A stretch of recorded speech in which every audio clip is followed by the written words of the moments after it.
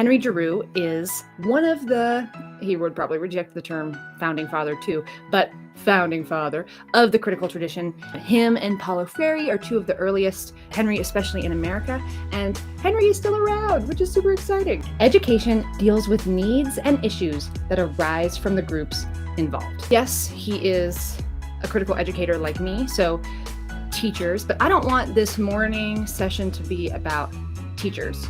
That's for the afternoon. Teach time in the afternoon, check it out. This is for the average adult. When I'm talking about education, I'm not talking about schooling. We could be talking about schooling, but in this space, I'm not talking about institutionalized schooling. I'm talking about education as a social and historical project. It's a verb that humans have engaged in since the dawn of human history. We learn and we teach one another, right? We learn from each other's actions, we learn from each other's ideas, and vice versa. It's a fluid engagement that everyone is constantly engaged in. We're learning socially anytime we're out and about. We're picking up social cues and adjusting and using our intelligence to adjust. We're learning what's appropriate. If you go to a new space, a new cultural space, you're going to be learning and you're going to be watching and you're going to be engaged in the process of education of what are other humans, what are the norms in this particular space, what are the rules of engagement, if you will, right? Because each context that humans put ourselves in, we find ourselves needing to adjust accordingly, right?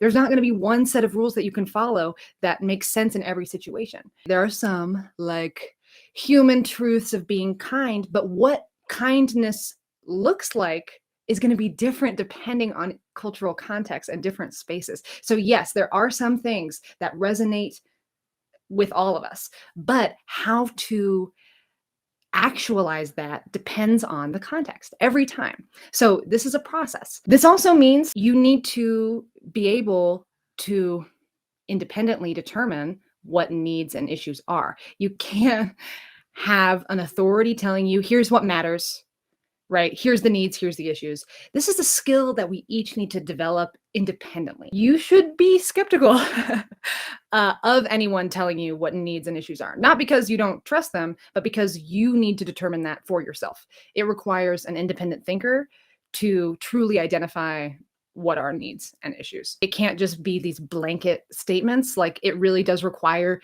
deep discourse and intention with others. You're going to have to do the work yourself. You can't rely on someone else to have done it for you. We've got to discover what really matters on our own. I could go into phenomenology. The very first step in the critical tradition to problem solve is to name what something is, right? You can't meet your need unless you name it, right? That's why babies, all they can do is cry. They can't name things, right? Boy, would they, if they could tell you, clearly articulate what they wanted, whether it be cookie or a nap or a changed diaper or whatever, they would tell you if they could. They can't, so they cry.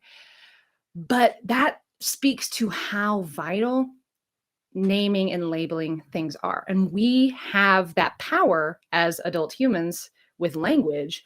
We're able to do what babies can't and clearly articulate our needs, which means because we have this great power, it comes with responsibility, right? And the responsibility that it incurs is that you and I must develop our own sense of essential sight. We've got to be able to pinpoint what really matters. And that labeling and that naming of a phenomenon like, hey, I have a need, I feel a need deep within me, that's a phenomenon, right? Like, deep within me, that is a concept, that's metaphor and language that we've used to name something we feel.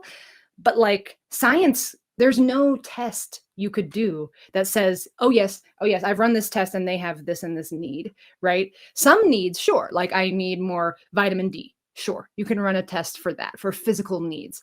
But for emotional needs and spiritual needs, these other needs that are just as important, intellectual needs, like think about when you don't know, oh my gosh, how about a mystery, right? When you can't put down a mystery, it's because you're staying up till 3 a.m.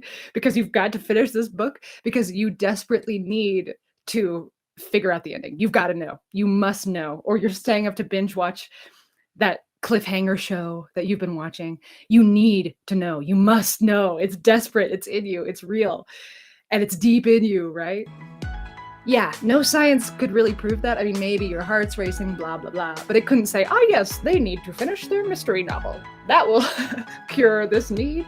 No, that requires an understanding of the human experience, an understanding of phenomena. So the more of the phenomena that you can label and name, the more effective you'll be at dealing with it and handling it and overcoming it. We've got to figure out other ways to meet our needs, because can't run a test for everything.